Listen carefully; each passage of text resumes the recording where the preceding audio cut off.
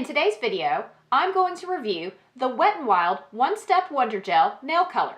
This nail polish can be bought at any drugstores where Wet n Wild is sold and runs for about $5 a bottle.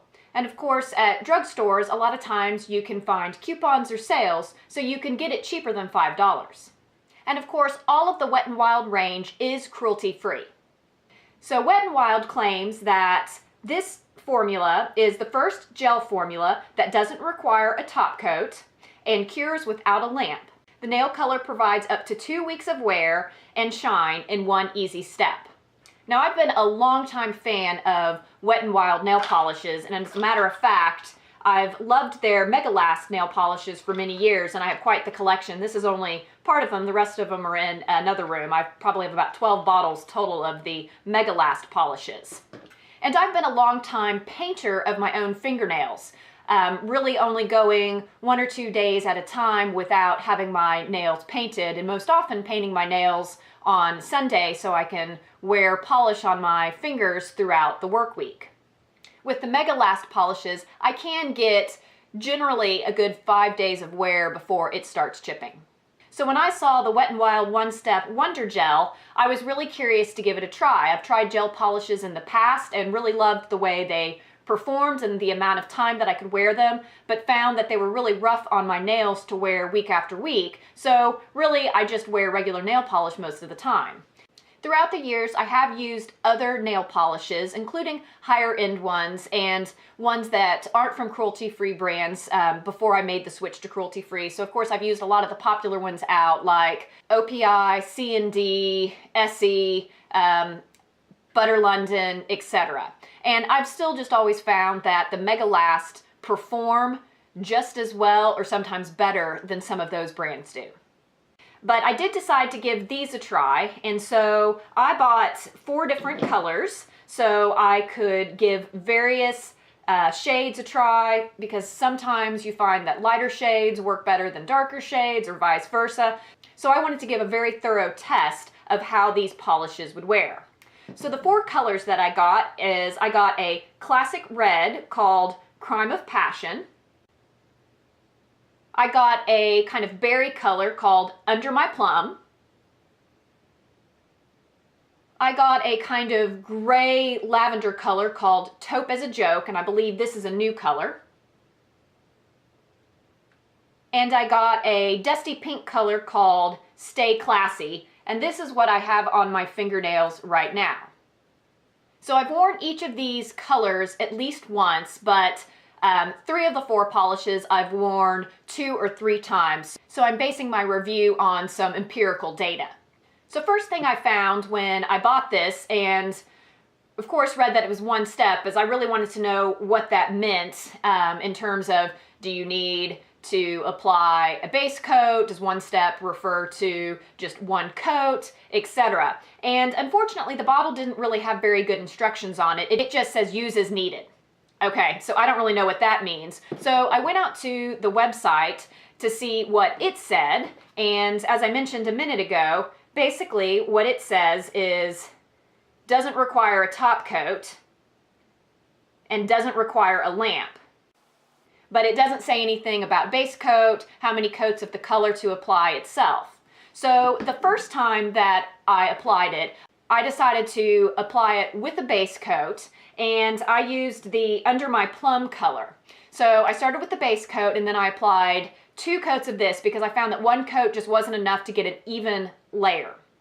But I skipped the top coat because it said it didn't need a top coat. I had it on for about 3 hours before I went to bed that night, and it felt like it was pretty well cured. However, when I woke up the next morning, I had sheet imprints in my fingernails. So even after 3 hours of wear, it wasn't cured hard enough that rolling around with my hands under the sheets and things didn't leave imprints. So the next time I wore it, I tried without the base coat, and then I did another 2 coats, and this time I wore Taupe As A Joke, and then I applied a top coat. And I found that it dried down in about the normal amount of time that the top coat dries down when I'm wearing other regular nail polishes. So I didn't have any problems with it drying and getting any kind of imprints or anything in that. But I got about 4 days of wear out of that polish, and then decided that it started chipping and wasn't looking good, and so I took it off. So I thought, well, maybe I need to wear a base coat with it. And so the next time I wore it, I wore the Crime of Passion color, the red color, and I applied the traditional base coat, I applied the 2 layers and the top coat, and got, I think, about 5 days of wear. It started chipping a little bit, but wasn't too bad. So I did feel like I could get a good 5 days of wear without too much chipping, and it still looked pretty good. From there, I tried out several of these colors another time, once again wearing it with a base coat and also with a top coat. I did try out 2 different top coats with it to see if I got a different amount of performance. However, I found that it didn't really seem to matter. I got about 4 to 5 days of wear before it started chipping. Once it started chipping though, it seems to chip off really quickly, and therefore, you know, I end up taking it off because it just doesn't look good. So once you get some of those first chips, it's kind of it for it. It's not like you can kind of nurse it along.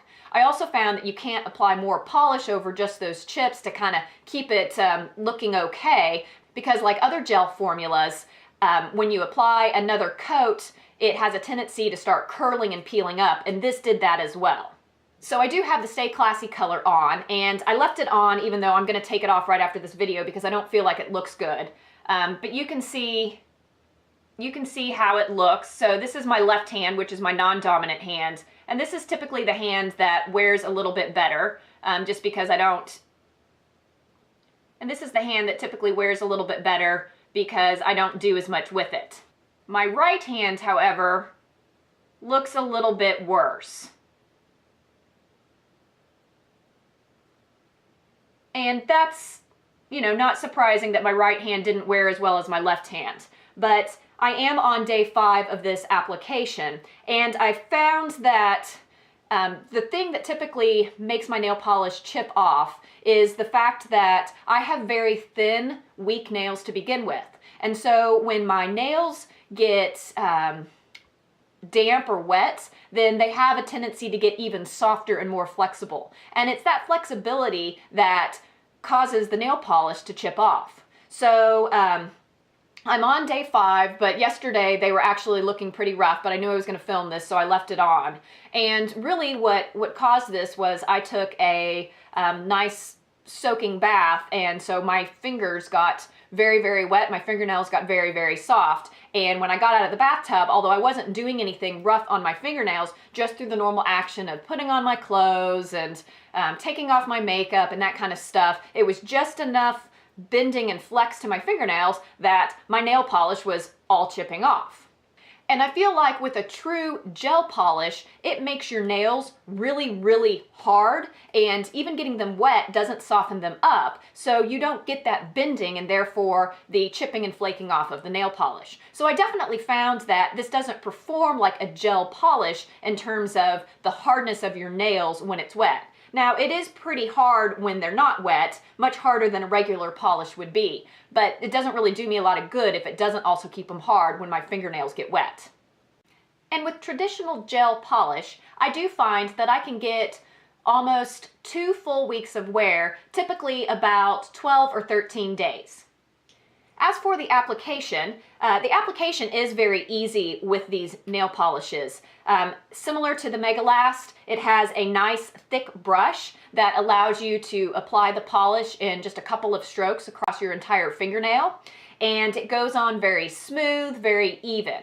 So applying it was easy in the sense of how the color goes on, but I did end up putting 2 coats on with every single one of these colors, just because with the darker colors, I wasn't getting completely opaque, even color, which is not surprising on dark colors, so when I was applying the lighter colors, I just kind of followed the same process. I did find that taking off this polish was pretty easy, similar to just regular nail polish, but definitely easier than how typical gel polishes come off. So I didn't have to file my nails down, I didn't have to soak them for any long amount of time, and as a matter of fact, I use a soy-based nail polish remover, and I was able to take this gel polish off with that just like I can with regular nail polish.